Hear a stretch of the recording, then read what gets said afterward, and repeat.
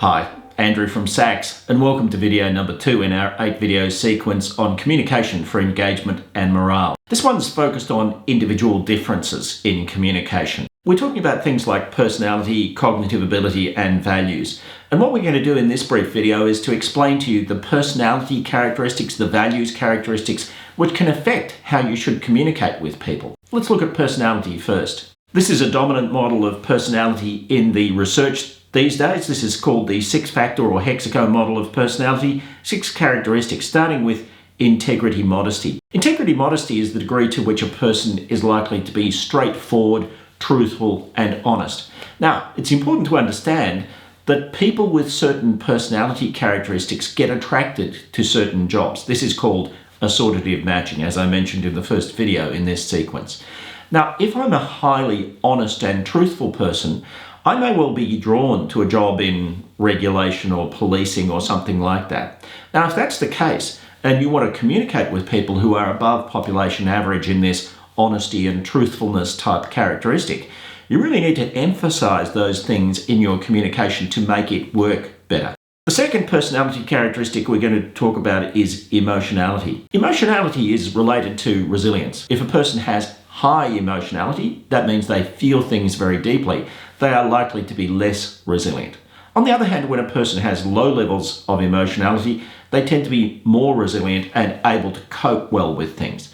But that also affects the way that we may need to communicate with them. So, in certain professions like, for instance, counselling, not surprisingly, it tends to attract people who are highly emotional. I mean, they're in the emotions business, and so that may well be why they're there. With people who are highly emotional, you really need to respect that emotionality, and you really need to understand that they may well be sensitive to the types of messages that they get. And so they will look out for messages which they think may harm people in some way. And so maybe you have to emphasize things like well-being a bit more than if you're dealing with a workforce that's very hard and dried, for instance. Like, for instance, in some commercial professions, we find that they tend to attract people who are extremely resilient, straightforward, and maybe you can give the message just a little bit more directly under those circumstances. Let's talk about extroversion versus introversion. Extroverts, as you know, are sort of people-orientated. They also tend to be more optimistic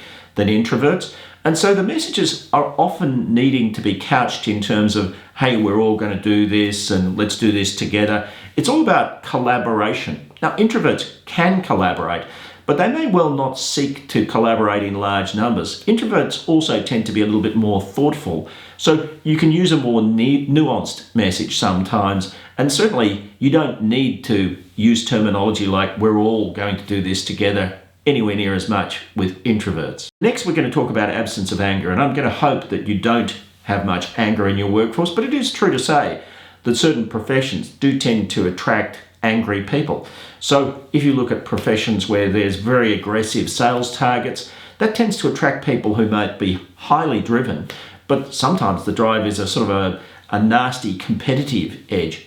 In short, if you've got a workforce like this, and it's a bad era to recruit many people who have this characteristic, because it does give rise to things like bullying and harassment, and it pumps up the volume. If you've got a lot of people in a workforce that's like that, it does give rise to a kind of a tolerance of negative behaviours. Angry people will often be less sensitive to the needs of other people and more power hungry. Anyway, be careful if you're communicating to those people, because they can get annoyed really quickly. So you sort of have to be sensitive to the considerations that they consider to be irritating or annoying or whatever. But of course, the best thing, as we showed in the previous video, is to recruit people who, of course, are not very angry. The next thing is about conscientiousness. Now, I mentioned emotionality before, and emotionality is related to resilience, but so is conscientiousness. A person who is highly resilient tends to be low in emotionality and high in conscientiousness. So if you're communicating with people who are naturally energetic, committed to achieving goals, and also emotionally stable, well, you can be kind of blunter in the way that you communicate with people. And bearing in mind, once you've understood this about your workforce, this can help you to make decisions about the type of terminology or the type of communication that you would use. And then finally, openness to experience. Openness to experience is about the degree to which you are broad-minded. And so some people are very broad-minded. And we do know that once more through assortative matching, that for instance, if you're in areas like research or policy development or strategy, people in those professions tend to be more naturally broad-minded. They are attracted to those jobs because it gives them an opportunity to use those capabilities. If you're communicating with people who are that way, then telling them something that's new may well be much more readily accepted than if you've got a workforce that is not so broad-minded. So personality can have a big impact on the way that you communicate with people, but so can values. Now these are work values, and this is a thing called the SACS work values scale, and this is circumplex here, gives you the results on the SACS work values scale. And you see that you have things like autonomy, variety, enjoyment, ambition, authority, safety, traditional values, rule respecting, values. And work values are acquired in the course of life. So personality tends to be extremely heavily genetically determined. We know that your personality in terms of the large components of personality at age 3 is pretty similar to the personality that you're going to have at age 50. Whereas values evolve and develop in the course of life.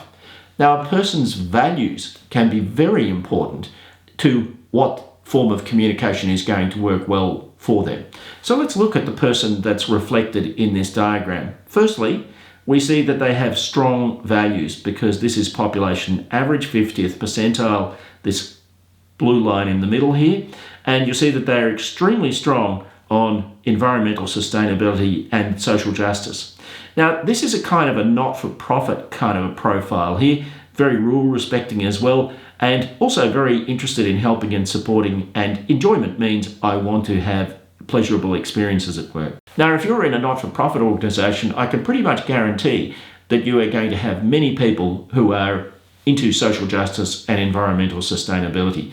And the two go hand in hand, by the way. The parts of the brain that determine social justice orientation very close to the parts of the brain that determine an environmental focus, which is why virtually every Green Party in the world doesn't just have an environmental focus, they also have a social justice focus. The messages that you use, therefore, have to be about how we're going to make the world a better place through what we're going to do.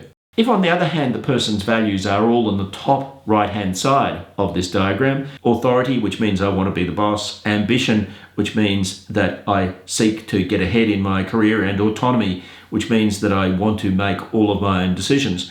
And let's say the values are not really on the bottom side, which are all about making the world a better place. Well, clearly, the messages need to be along the lines of this will help you to get ahead in your career. Now, at an individual level, clearly, one-on-one, understanding the person's profile, their values and their personality will help you to find a message that's likely to harmonise with them. Of course, if you've got a larger workforce, what you may well find is that it varies from place to place. So let's say you have a sales team versus an accounting team. Well, it probably doesn't surprise you the messages that a sales team would like to hear, which may well be about this will help you to succeed, it'll help you to make sales, it'll help you to get ahead in your career, might be a little different from a group of accountants, which might be much more along the lines of, look, we'll help you to advance your career through doing a great job. We will also comply with all the legislation, those kinds of things. So individual differences do make a difference to the effectiveness of communication at an individual and also at a group level. So in the next video, we'll be talking about the question of credibility. And we're asking the question, are you credible? What are the characteristics that makes someone credible? Click on the link near this video to join us.